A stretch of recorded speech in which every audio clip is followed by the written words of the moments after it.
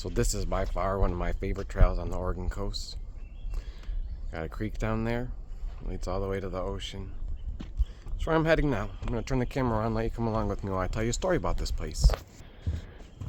But before I can do that, I've got to give you some context. So last year, for 2 months, I volunteered at Honeyman State Park. It's one of Oregon State Park's flagship campgrounds. And for the 2 months that I was there, I was mistreated by their management, by their leadership. And I documented everything they did to me. Because I documented it, they retaliated. They kept escalating, and every time they escalated, I would document that, and it was just this pattern that never seemed to result in the stalemate I was trying to create. So one day, they sat me down in a public day use area at a picnic table for 62 minutes where they abused their authority in the most stark terms I have ever personally witnessed. I recorded the whole thing, all 62 minutes of it, and I shared it with them so that they knew I had everything they had done and said on camera, recorded. A couple days later, the program manager for all of Oregon State Parks called me up on the phone. I didn't know this person, and she just called to tell me that I couldn't record them, that in Oregon it's a two-party state and that both parties have to consent to being recorded. To which I said, these are public government officials, doing their public duties in a public day use area, and I was just documenting a meeting that they had sprung on me because I felt I needed protection from what they had been doing. I told her all of this. That call was to intimidate me to stop. And I was hopeful that, she would be somewhat on my side and just try to put an end to this abuse, or, that this recording would result in a stalemate so that I could just finish my time there, which was only another 3 weeks ago, and move on to the next place. And she actually said to me, just put your head down. Every park is different, she said. But I didn't know at the time that she was involved in the retaliation that was about to come. They were coordinating. This was a coordinated effort that they were doing. And so, a couple of weeks go by. Nothing really happens. I just do my job. I clean their yurts for them. And I do my hiking and stuff like that because that's just what I do. And everything seems okay. And then all of a sudden, one day when everyone is gone, all the park rangers, their leadership, everybody's gone from the park. They're at some kind of regional event, and it's just us volunteers there. And I'm cleaning yurts by myself, alone. A man appears. And he starts questioning me about my feelings about their leadership, how they're treating me. This man's not in uniform. He has no ID. He doesn't identify himself. He just says he's with the Park Service. He gets in my space and starts questioning me with rapid fire questions about how I feel about their leadership. And when I wouldn't answer, he gets even closer in my space, and it becomes almost intimate. And he reframes the questions. And I still don't answer because what am I going to say to this person? I don't know him. Like what is even happening right now? I am unpaid labor. I'm a free volunteer cleaning their yurts. And it sure looks like all of a sudden I have been targeted by this institution.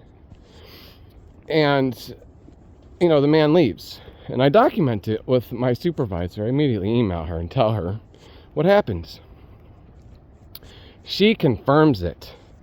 She says he's with the Park Service, he's probably IT, and they're just taking pictures of the yurts. It's no big deal.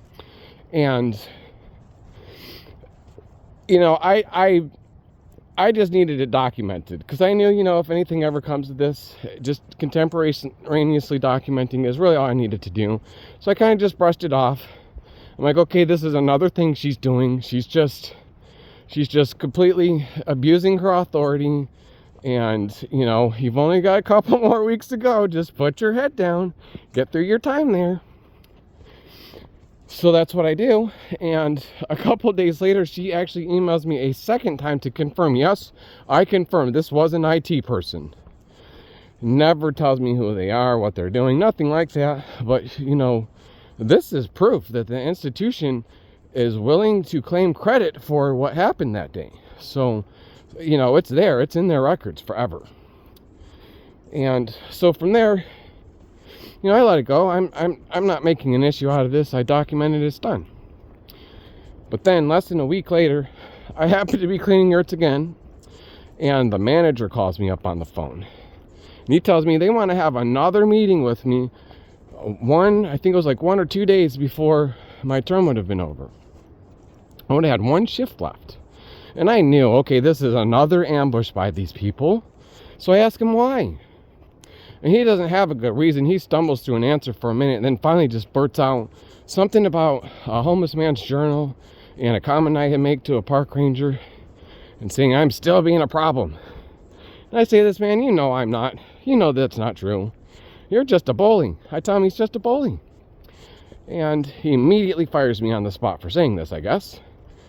I mean, he felt like he finally got what he needed, but what he didn't understand was this was an unpaid volunteer saying to his direct supervisor, to the manager of the park, that he feels like he's being bullied by him. And his response is to do the worst possible thing that you could in that situation. Because, I'm documenting everything. So anyways, I tell him that, and he says he's gonna, I'm fired or whatever. And I say, okay, well, just so you know, I'm cleaning the yurts right now. And, I still have 2 to go. Can you find someone to finish them before the guests start arriving? And he just stammers over that because he doesn't expect this response from me. Every single time they tried some tactic with me, I never gave them the response they wanted. And they would just stumble through it. And I would sit there and watch them do it. And I never give away that I knew what they were doing. I just... to me, it was almost comical. It was almost humorous because, it was just so cartoonish. And so, he does that, and I go back to my RV, and an hour later he shows up, and I'm recording him, and I get him on camera admitting that he has no documentation for what he's doing. I get him to admit that, he's giving me 24 hours to vacate the place. No reason, no justification. He's just using his authority in a blanket way that would never survive scrutiny. And I recorded it. And so, this put me in a very precarious position. I had to navigate that, and I did. And, I landed somewhere else, and I've been there ever since, and my life is great. But, I'm sorry, I'm getting ahead of myself. So after that, I recorded a video explaining the 2 months of abuse that I experienced to my audience because I need their help in order to navigate the challenges I'm about to have because of the position they put me in.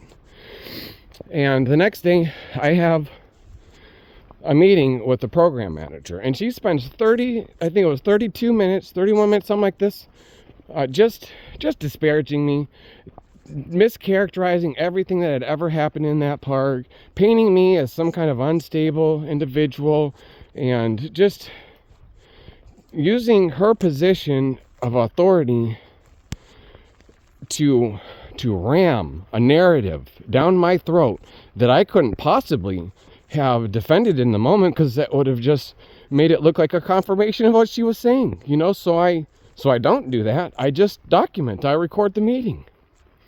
And then the next day on letterhead, agency letterhead, she expels me. She bans me from volunteering at any Oregon State park for the rest of my life.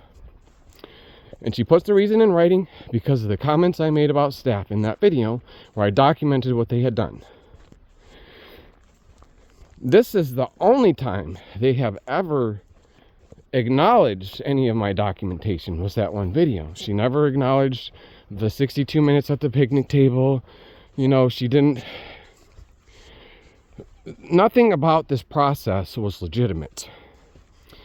So, she bans me, and I have to navigate that, right? So I do. And it was difficult, and I document all of that because that's what I do. I have a whole platform where I just document my life. There's over 900 videos in the past 2 years. And for a good month after that, I just navigated the precarity that they had, the displacement they had tried to put me in. And I landed right next door to them, where I've been for the past year. where I built relationships, a life, trust, everything they would want you to believe I'm not capable of for more than a year. Now, all of that is just context. Because here's what happens next. So I become, how do I want to put this? So one day I'm at this trail, and I'm just hiking it like I am now. It's part of my route. This is one of the places I caretake. And that man who questioned me while all the rangers were gone a year ago was here on this trail. I recognized him, of course. I said hi. I actually find this person very interesting. I can't really explain it, so, no hard feelings or anything. And, he's just performing a role. But from his point of view, this is exposure. He didn't expect to find me here. And because I have to come here every day, I noticed that the truck he drives is a state vehicle. He has a state license plate. But there's nothing identifying what agencies he's with on this truck. And he was coming here every single day. But that was the last time he ever came here. He has never been back since. This was more than 6 months ago. And of course I documented it. I made sure they understood that I had just collapsed their cover story, because this man was not IT. He's probably, I'm not going to speculate, but, this man was not IT, and he probably wasn't even with the Park Service. He is local, so that part doesn't add up either. Supposedly some IT guy was going around the state taking pictures of yurts. This man is local. He's here all the time. He was here all the time. So that collapsed the cover story the supervisor tried to use. And I documented that. So we're really close to the anniversary when they dismissed me at this point. It's probably a couple weeks later from when I did that, from when I documented it.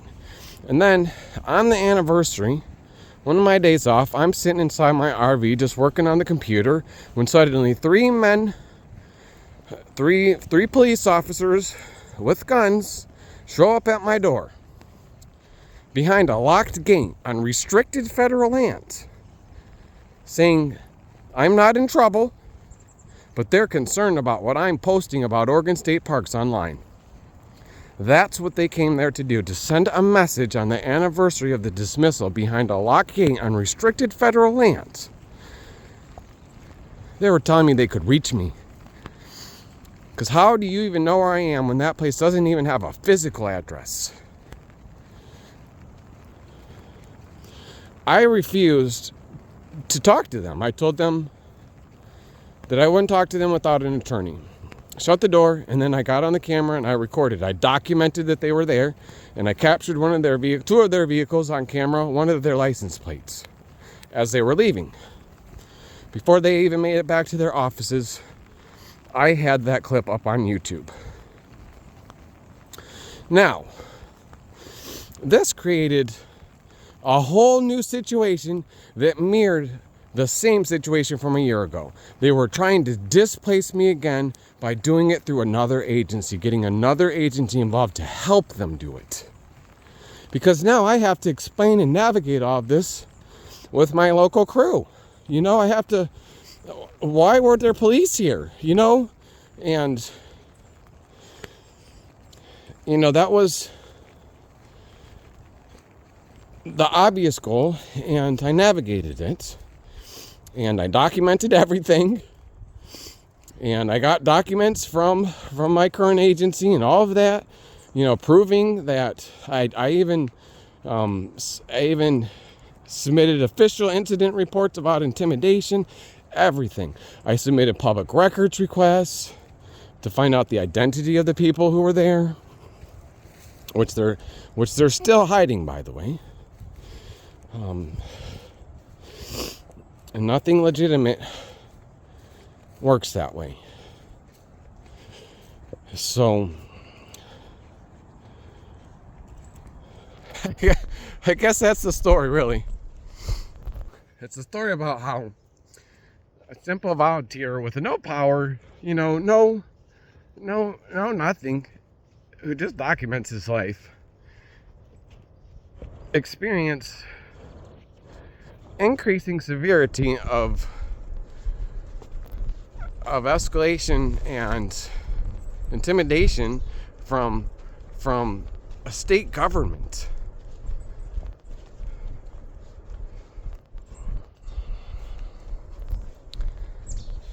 It's a measure of how far we have fallen as a society that this could even happen, from my point of view.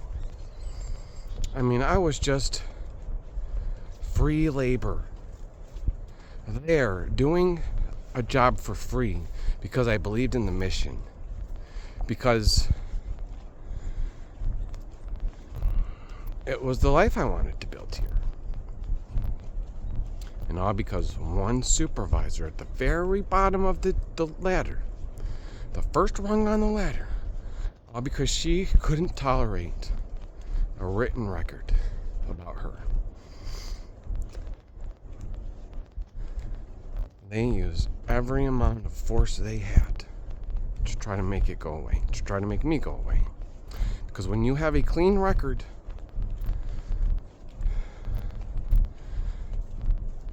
they just won't acknowledge it. They will turn you into the problem instead. And I spent over a year countering every tactic they used. And all of it is documented forever on an archive that is open source hosted on GitHub forever. And a bunch of other things that I did too as contingencies and everything, because these are people who are willing to send a man to question you while everyone is away over nothing. And then a year later, send even more men with guns behind a gate and restricted federal land to intimidate you because you haven't stopped. Let me tell you something. There is one legitimate way for them to handle this, and that is to go to court. If they think that anything I have said is disparaging or somehow unconstitutional or, is intimidating or, whatever framing they want to use, there is a proper place to have that dispute, and it is in a court of law. It is civil. But they have never chosen that route. They have taken the corrupt one.